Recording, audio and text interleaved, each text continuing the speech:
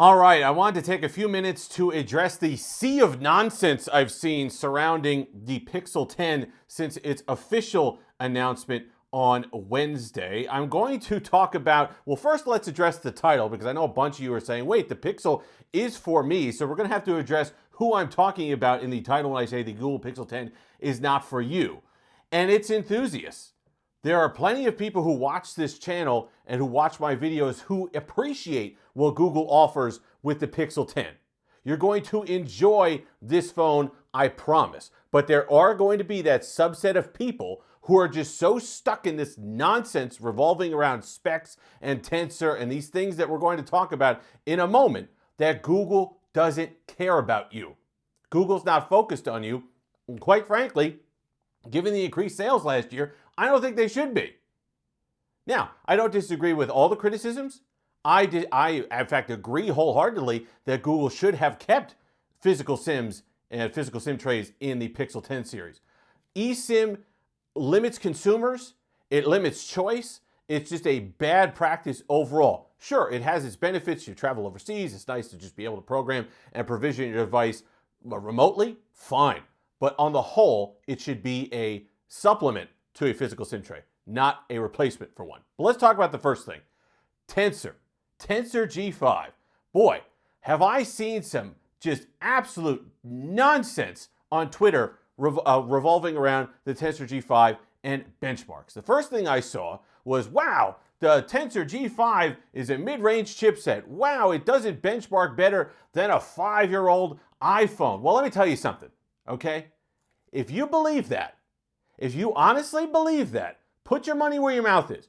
Go on eBay, pick up an iPhone 14, boot it up, update it to iOS 18.6, use it for a week, and then use the Pixel 10 and tell me if it's a better experience. You won't. You want to know why? Because benchmarks don't matter. I don't know how many times I have to say that. I don't know how many times I have to jump up and down on this channel and explain to people that benchmarks don't matter. Benchmarks are for people who have nothing else to do but to sit around and complain about these phones all day. Phones you're never going to buy. And I don't want to hear about the Tensor G5 being mid-range anymore. It's not. Since the Pixel 8, the Google Pixel series has been the smoothest, or rivaling, at least as smooth, if not the smoothest, Android experience you could buy. The Pixel 8 was silky smooth, the Pixel 9 was silky smooth, and we're getting silky smooth performance so far on the Pixel 10 that I've used. Okay?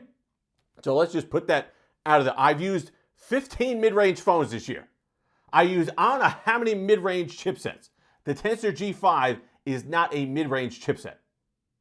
I don't want to talk about specifics about performance until later on in the week, but just understand that you're going to enjoy the performance that you get from this device.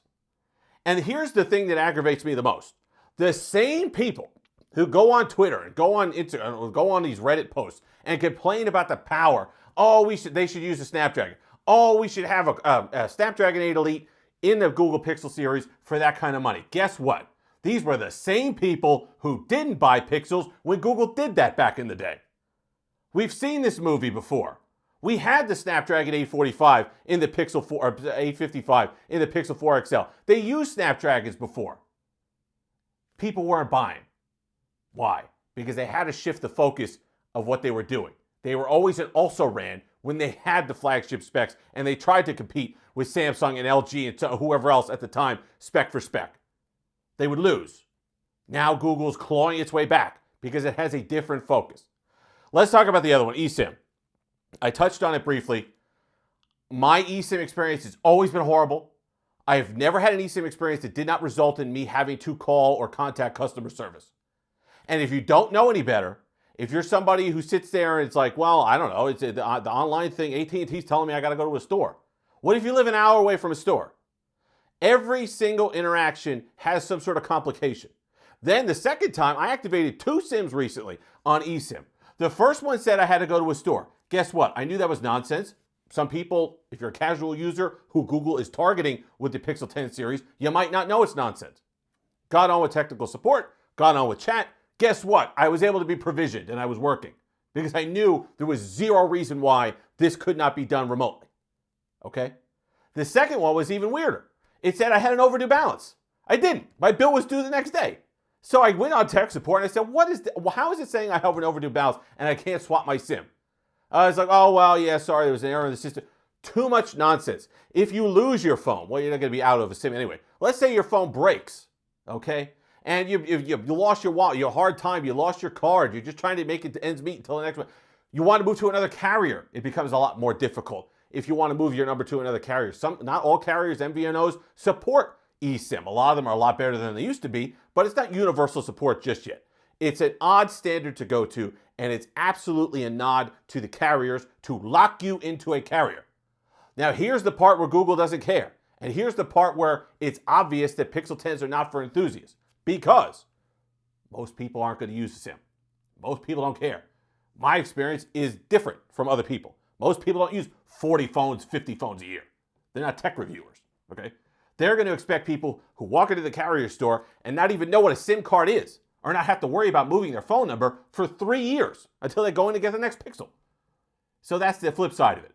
Google knows it could get away with it because people don't care, or at least the people they're targeting don't care.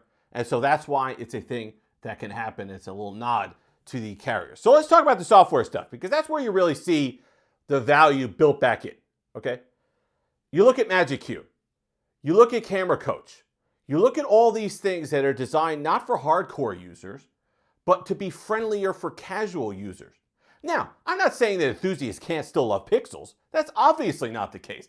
I love pixel extras. I love feature jobs. I love things like Now Playing and all these little quirks and things that you get that I tell you I miss. Whenever I move from a Pixel 10 to a Samsung or a Motorola or whatever I happen to be testing, I miss things on Google software. So there are definite benefits to owning a Pixel. They've just leaned into that.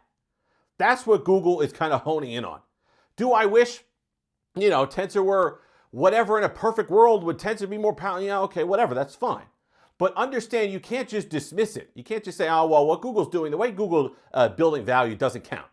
Because how can I turn around and say, well, I don't get as much RAM in a Galaxy S25 Ultra. I can nitpick that over there too on the software side.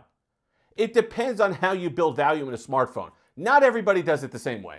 So enthusiasts who are jumping up and down saying benchmarks, this spec, all the rest of it, understand that you're not everybody. You don't get to speak for everybody. I don't get to speak for everybody.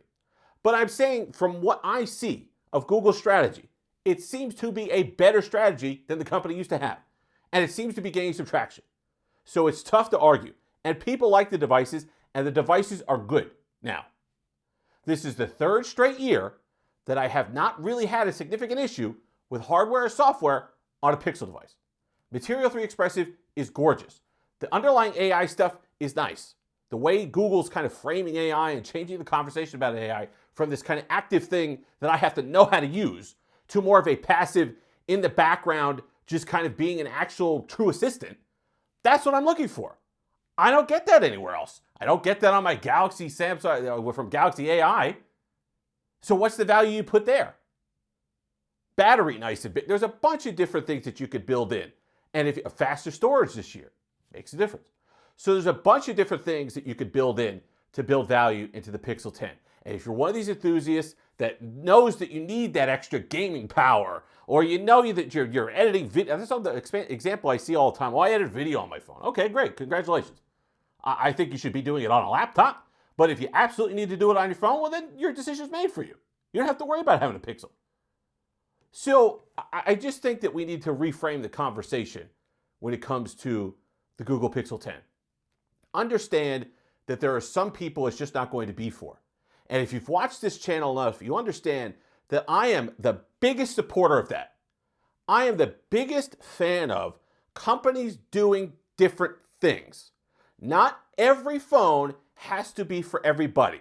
That's been my biggest complaint about Samsung over the last 2, 3, now 4 years, is that the company tries to make every single device that it makes for everybody, trying to offend the fewest amount of people possible, instead of actually coming up with something that's going to inspire people to buy.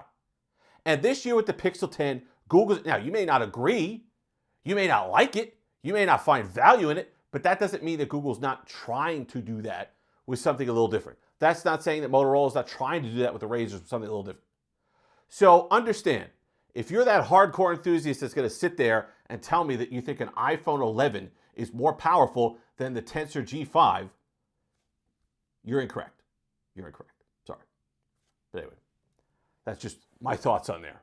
You're going to like the Pixel 10, okay? We're going to talk about it a lot more later in the week, but you're going to like it quite a bit. If you've made it this far, like, comment, subscribe, all that fun stuff. Until next time, have that seamless day.